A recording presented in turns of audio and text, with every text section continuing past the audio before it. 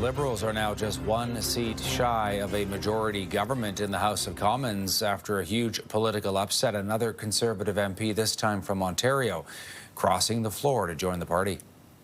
So let's give a warm welcome to our newest member of the Liberal Party.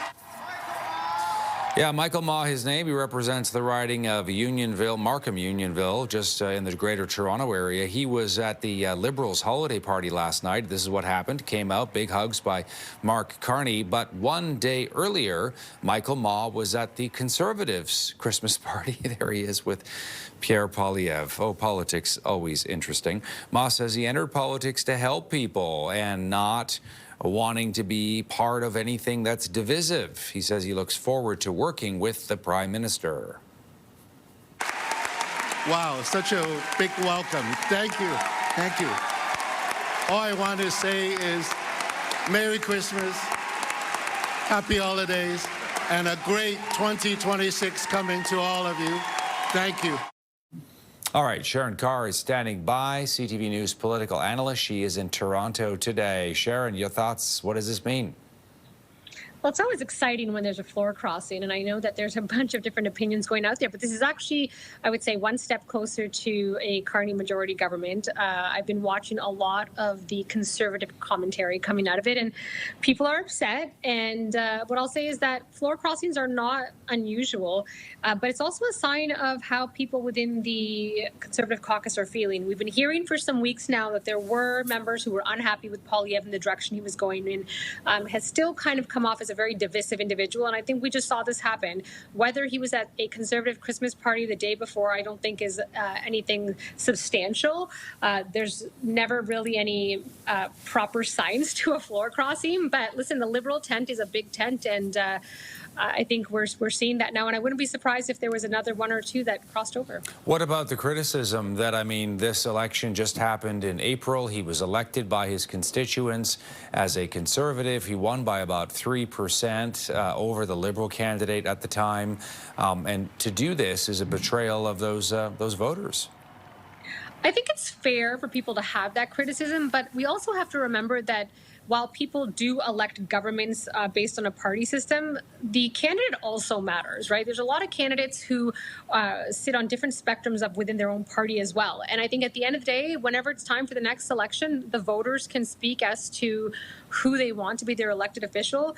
But whether or not it's a betrayal of the voters, I don't actually think that's the case. The member is going to have to look at what's best for all constituents, including those who didn't vote for him. So it's always a fair criticism to make against somebody when they cross the floor, but I think that's up to the voters in the next election. Any sense as to what Michael Maw may or may not have been promised to do this? I don't think he was promised anything, to be honest. I know folks think that you have to be promised something to cross the floor, but I think he truly just did not like the divisive politics by Poilievre. And for him, maybe the only promise that he had was a collaborative caucus that he could work within to do what's best for his constituents. So there's never any real quid pro quo in this type of floor crossing. So I would say he's doing what's best in the best interest of all of his constituents. You say there's no quid pro quo. So you mean people are not promised things like cabinet position or Secretary of State of something, or maybe something else down the line? No one has ever promised anything. I think there's always a hope that one day you can serve in a role of some sort, but you serve at the pleasure of the Prime Minister. And it's not a good, I would say, it's not good science in politics to make any promises to anyone, and that's generally not something that is done, at least not frequently that I've ever seen. So I'm sure the focus here was purely for him to cross the floor to be part of a caucus that was more inclusive and more representative of what type of member of parliament he wanted to be. We're just going to show the numbers in terms of the seat count in the House of Commons, because it's a big part of the story. As we talked about, they're one seat shy of a majority now. They're at 171. They need 172. I mean, even if another Conservative or someone else were to join the Liberals again, it would be a very tight majority, but nevertheless a majority government.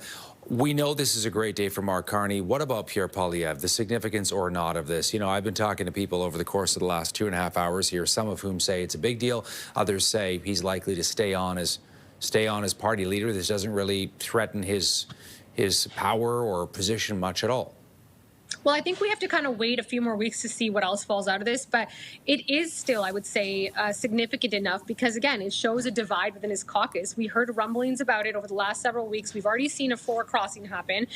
He's got his leadership review coming up in the new year, and I think if people are saying that the divisiveness is a problem for them and how they represent their constituents, I think this is something that him and his entire team have to take seriously. If I were advising him, I would say, listen, you want to get rid of any concern people might have around your tone, tenor, around being divisive, and you've got to be more cognizant of how that looks when someone does want to cross the floor. So again, I wouldn't be surprised if there's another couple floor crossings happening. We have heard large-scale rumors across the board around people not being happy with him. So now we wait and see.